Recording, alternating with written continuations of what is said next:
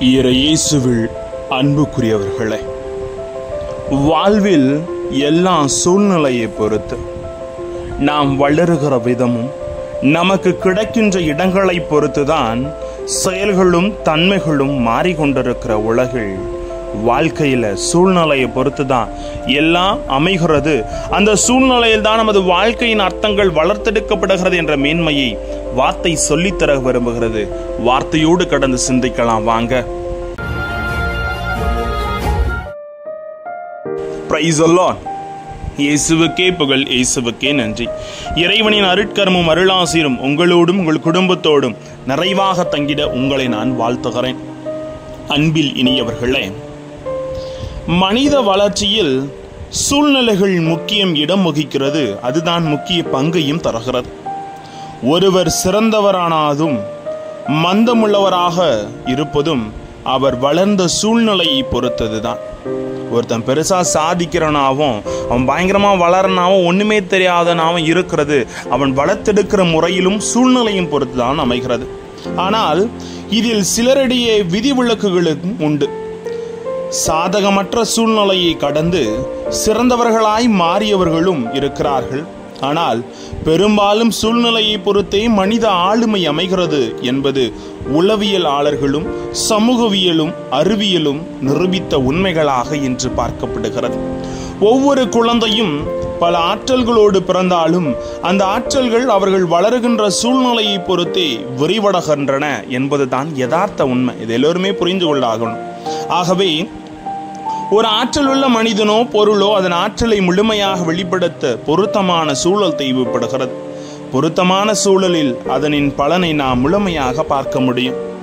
அதான் சொல்லுவாங்க இல்லையா, ஒரு அழகா ஒரு பாட்டு வரிகளே இருக்கு. குயிலை பிடிச்சி காலை உடைச்சு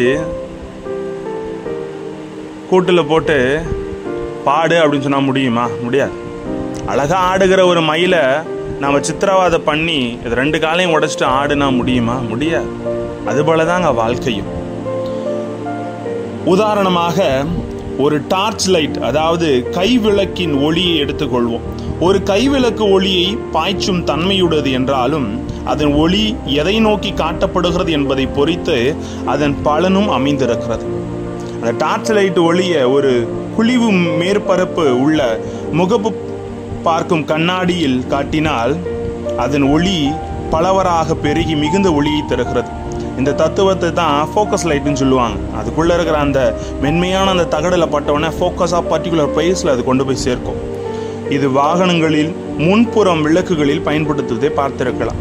இந்த டார்ச் லைட் ஒளியை ஒரு பட்சத்தில் காட்டினாலும் வானவில்லின் காணப்படுகிற 7 வண்ணங்களை உருவாக்குகிற தன்மையும் உண்டு.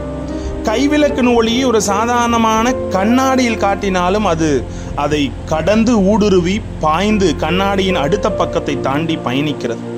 அதே கைவிளக்கின் ஒளியை ஒரு பெரிய சுவரில் காட்டினால் அது அந்த சுவரில் மோதி அதை வெளிச்சமாக்கி நின்று விடுகிறது. ஒளி ஒன்றுதான், ஆனால் எதன் மேல் அது காட்டப்படுகிறதோ அதற்கு ஏற்றாற்போல் அதனுடைய பலனும் ஆற்றலும் மாறுகிறது. இந்த உண்மையை தான் இன்றைய நற்செய்தி இயேசு உணர்த்த விளைகிறார். ஒரு விதை மரமாகி பல கனிகளை தரும்.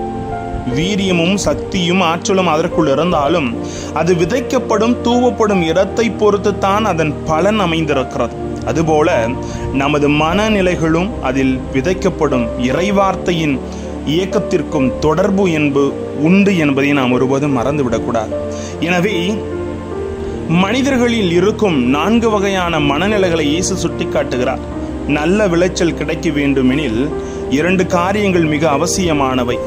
நல்ல விதை, நல்ல விலம், அது விதைக்கக்கூடிய நிலம். அதாவது நல்ல விதையும் நல்ல நிலமும் தேவை. நல்ல விதையாக இறைவார்த்தையை இறைவனிடமிருந்து வருகிறது. நல்ல நிலம் நாம் மனப்பக்குவத்திலிருந்து வருகிறது. ஆகவே நல்ல விதை அதன் பயனை தர நாம் மனம் என்னும் நிலத்தை நல்லதாக்க முயல வேண்டுங்க. அப்பதான் வாழ்க்கையில் ஆசிரியர் இருக்கும். செய்து பார்க்கிறீர்களா? எல்லாமே நாம் வளருகிற இடத்தை பொறுத்து என்பதை ஒருபோது நாம் மறந்து விடக்கூடாது. ஜெபிப்போமா? அன்பு இறைவா, நாங்கள் எங்கள் செயல்கள் ஒவ்வொன்றையும் அறிந்து முழுமையாக உணர்ந்து எங்கள் சூழ்நிலைகளிலும் உமது வார்த்தைகள் அடங்கியிருக்கிறது என்பதை உணர்ந்து உமது வார்த்தையோடு ஒன்றுபட எங்களை வழிநடத்தும் ஆண்டவரே. Praise the Lord.